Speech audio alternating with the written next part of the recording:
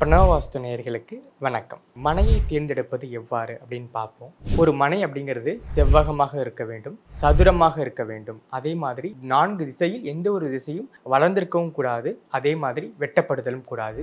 வளர்ந்திருக்கு அப்படின்னா அது ராகு ஆளுமையும், வெட்டப்படுதல் அப்படின்னா அது கேது ஆளுமையும் கொடுக்கக்கூடியது. அதனால் நம்மளுடைய மனை சதுர மனையாக இருக்க வேண்டும் அல்லது செவ்வக மனையாக தேர்ந்தெடுக்க வேண்டும். இந்த சதுரம் செவ்வகம் ஏன் நம்ம முன்னிறுத்தி சொல்றோம் அப்படின்னா, இந்த சதுரமும் செவ்வகம் அப்படிங்கிறது தான் இந்த 360 டிகிரி தான் பஞ்சபூத ஆற்றலை சிறப்பாக நம்மளுடைய வீட்டில் செயல்படுத்தி கொடுக்கும். ஏன் பஞ்சபூத ஆற்றல் ரொம்ப முக்கியம் அப்படின்னா, பஞ்சபூத தத்துவம்னா இந்த உலகம் இயங்கி கொண்டிருக்கிறது. ஸோ அந்த பஞ்சபூத தத்துவத்தில் ஏதாவது ஒரு தத்துவம் நமக்கு குறைஞ்சாதான் நமக்கு நோயோ கடனோ இந்த மாதிரியான பிரச்சனைகள் வருது. இந்த பஞ்சபூத தத்துவத்தை சிறப்பாக நமக்கு செயல்படுத்தி கொடுக்கக்கூடியது தான் இந்த சதுரம் செவ்வகமான மனை. அதால் முடிந்த அளவிற்கு இல்லை, 100% சதுரம் அல்லது செவ்வக மனை தான் நீங்கள் தேர்ந்தெடுத்து அதில் வீடு அமைக்கும் பொழுது நமக்கு சிறப்பான அருளையும் நமக்கு ஒரு சிறந்த நேர்மறை ஆற்றலை அந்த மனை நமக்கு ஏற்படுத்தி கொடுக்கும். நன்றி.